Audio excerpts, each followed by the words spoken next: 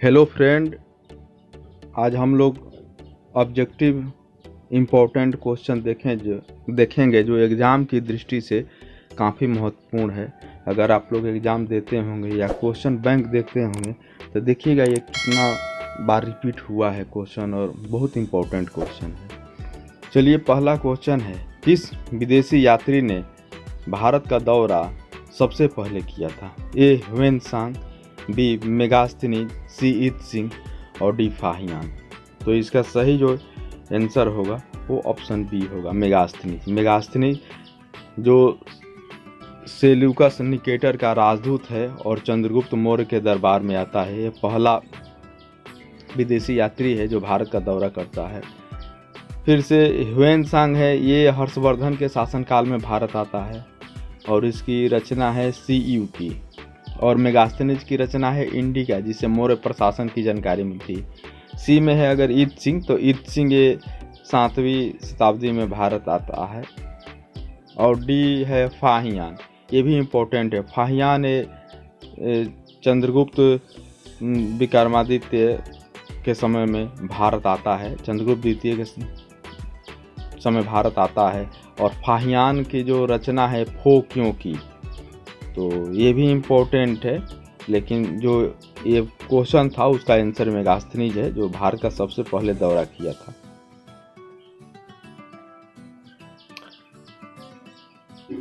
Next question है, मानव द्वारा सर्वप्रथम प्रयुक्त अनाज था? ऑप्शन ए गेहूं, बी चावल, सी जौ और डी बाजरा।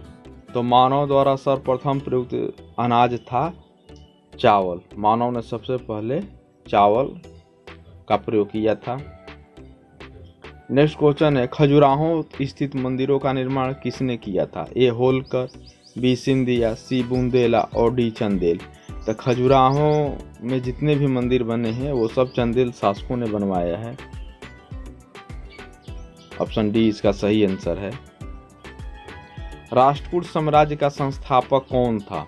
ए दंती दुर्ग, बी अमोघवर्ष, सी गोविंद तृतीय और डी इंद्र तृतीय। तो राष्ट्रकूट साम्राज्य का जो संस्थापक था वो दंती दुर्ग था, यानी ऑप्शन ए इसका सही है। नेक्स्ट क्वेश्चन है, आगरा नगर की स्थापना किसके द्वारा की गई थी? ए फिरोज शाह तुगलक के द्वारा, बी मोहम्मद बिन तुगलक के द्वारा, सी अलाउद्दीन खिलजी के द्वारा और डी सिकंदर लोदी के द्वारा। तो आगरा नगर का स्थापना सिकंदर लोदी ने किया था, यानी ऑप्शन डी सही आंसर है। और 1504 में इसकी स्थापना किया था सिकंदर लोदी ने।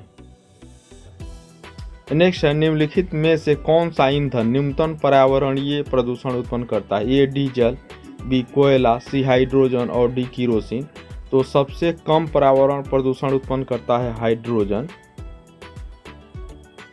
क्योंकि ये जलेगा तो पानी ही होगा। तो ऑप्शन इसका सी आंसर सही है। नेक्स्ट क्वेश्चन है, स्टील में को कठोरता प्रदान करने के लिए उसमें क्या मिलाया जाता है? ए कार्बन की मात्रा, बी मैग्नीज की मात्रा, सी सिलिकॉन की मात्रा और डी क्रोमियम की मात्रा। तो इसका सही आंसर होगा ऑप्शन डी, क्रोमियम की मात्रा। क्रोमियम इसमें मिलाया जाता है कठोरता के लिए। नेक्स्ट क्वेश्चन है, फोटोग्राफी में उपयोगी तत्व है? A silver nitrate, B silver bromide, C sulphuric अम्ल और डी साइट्रिक अम्ल। तो इसका सही जो आंसर है वो होगा सिल्वर ब्रोमाइड। और सिल्वर नाइट्रेट जो इलेक्शन में नाखून पर स्याही लगाई जाती है वो होता है, और साइट्रिक अम्ल तो खट्टे फलों में पाया जाता है। नेक्स्ट क्वेश्चन है, सोडियम बाइकार्बोनेट का वाणिज्यिक नाम क्या है? A washing soda, B baking soda, C bleaching powder और डी सोडा एस। तो सोडियम बाइकार्बोनेट का वाणिज्यिक नाम बेकिंग सोडा होता है। ऑप्शन बी इसका सही आंसर है। नेक्स्ट है, जीवन चक्र की दृष्टि से पौधे का सबसे महत्वपूर्ण अंग है? ए पुष्प, बी पत्ती, सी तना और डी जड़। तो जीवन चक्र की दृष्टि से पौधे का सबसे महत्वपूर्ण अंग पुष्प होता है। ऑप्शन ए इसका सही आंसर है। नेक्स्ट है, शरीर की सर्वाधिक प्रबल अस्थि होती है, यानी मजबूत कौन अस्थि होती है? ए जांघ में, बी जबड़े में, सी भुजा में, सी गर्दन में। तो सर्वाधिक जो प्रबल अस्थि वो जबड़े की होती है। इस तरह से भी क्वेश्चन पूछता है। जो एनामेल होता है वो सबसे मजबूत होता है। नेक्स्ट है कि रक्त में लाल रंग निम्न में से किसके कारण होता है? ए प्लाज्मा, बी हीमोग्लोबिन, सी आरबीसी और डी डब्ल्यूबीसी। तो रक्त का लाल रंग हेमोग्लोबिन के कारण होता है, यानी ऑप्शन इसका बी सही है। नेक्स्ट क्वेश्चन है कौन सा हार्मोन लड़ो या उड़ो हार्मोन कहलाता है? ए इंसुलिन, बी एड्रिनेलिन, सी एस्ट्रोजन और डी ऑक्सीटोसिन। तो लड़ो और उड़ो यानी fight and flight hormone adrenaline को कहते हैं। ऑप्शन बी इसका सही आंसर है। नेक्स्ट है एक वर्ष में कम से कम कितनी बार संसद की बैठक होना आवश्यक है? ए 1 बार, बी 2 बार, सी 3 बार और डी 4 बार। तो इसका सही आंसर होगा बी 2 बार। 6 महीना से अधिक गैप नहीं होना चाहिए। कौन सी प्रथा संसदीय प्रणाली को भारत की देन है? ए शून्यकाल, बी कटौती प्रस्ताव, सी स्थगन प्रस्ताव, डी मंत्रालयों की मांगों का गिलोटिन किया जाना। तो शून्यकाल का जनक भारत है, भारत की देन है शून्यकाल। प्रश्नकाल के बाद वाला जो पीरियड होता है उसको शून्यकाल कहते हैं। भारत में कार्यपालिका का अध्यक्ष कौन होता है? ए राष्ट्रपति, बी प्रधानमंत्री, सी विरोधी दल का नेता और डी भारत सरकार का मुख्य सचिव। तो भारत में कार्यपालिका का प्रधान राष्ट्रपति होता है। इसका ऑप्शन ए सही है। लेकिन अगर क्वेश्चन पूछ दे कि भारत में कार्यपालिका का वास्तविक प्रधान कौन होता है, तब वो आंसर प्रधानमंत्री हो जाता है। दोनों क्वेश्चन बहुत इंपॉर्टेंट है और बहुत पूछे जाते हैं। नेक्स्ट क्वेश्चन है मंत्रिपरिषद व्यक्तिगत रूप से उत्तरदायी होती है? ए राष्ट्रपति के प्रति, बी प्रधानमंत्री के प्रति, सी लोकसभा के प्रति, डी संसद के प्रति। तो मंत्रिपरिषद व्यक्तिगत रूप से राष्ट्रपति के प्रति उत्तरदायी होती है। Option A.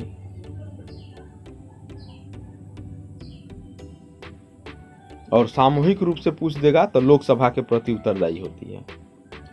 नेक्स्ट क्वेश्चन है देशांतरों की कुल संख्या कितनी है? ए 180, बी 90, सी 24 और डी 360। तो देशांतरों की संख्या 360 है। ऑप्शन डी इसका सही आंसर है।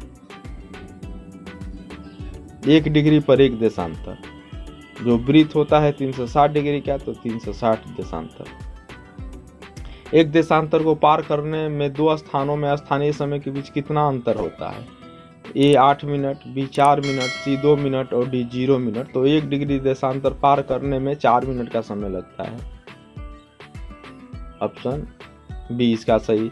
यही कारण है कि हम भारत का जो स्टैंडर्ड टाइम है जो इलाहाबाद नैनी से है तो 82.5 डिग्री पूर्वी देशांतर है। तो 82.5 डिग्री को अगर हम 1 डिग्री को 4 मिनट से गुणा करेंगे तो 5.5 घंटा का अंतर जो होता है वो निकल जाता है। ओजोन परत अवस्थित है? ए क्षोभ मंडल में, बी क्षोभ सीमा में, सी समताप मंडल में, डी प्रकाश मंडल में। तो ओजोन परत समताप मंडल में अवस्थित है, यानी ऑप्शन सी इसका सही आंसर है। नेक्स्ट क्वेश्चन है विश्व का सबसे ऊंचा जलप्रपात कौन है? ए बोयोमा, बी स्टेनली, सी एंजिल और डी नियाग्रा। तो इसका सही आंसर होगा एंजिल, यानी ऑप्शन सी एंजिल जलप्रपात। एक करोनी नदी पर है और वेनेजुएला देश में है। ये भी पूछता है किस नदी पर है, तो करोनी नदी, और किस देश में है, तो वेनेजुएला में है। नेक्स्ट क्वेश्चन है कौन सी नहर बाल्टिक सागर को उत्तरी सागर से जोड़ती है? तो ए स्वेज नहर, बी पनामा नहर, सी कील नहर और डी सू नहर। तो कील नहर बाल्टिक सागर को उत्तरी सागर से जोड़ती है। ऑप्शन सी इसका सही जवाब है, option C. Next and last question है पेरिस शहर किस नदी के तट पर स्थित है? ए सीन नदी, बी टाइबर नदी, सी टेम्स नदी और डी डेन्यूब नदी। तो इसका सही है पेरिस जो है वो सीन नदी के तट पर बसा है। ऑप्शन ए इसका सही है। ओके फ्रेंड, फिर मोस्ट इम्पोर्टेंट क्वेश्चन के साथ या कोई नेक्स्ट वीडियो कोई टॉपिक पर मिलते हैं। तब तक के लिए बाय।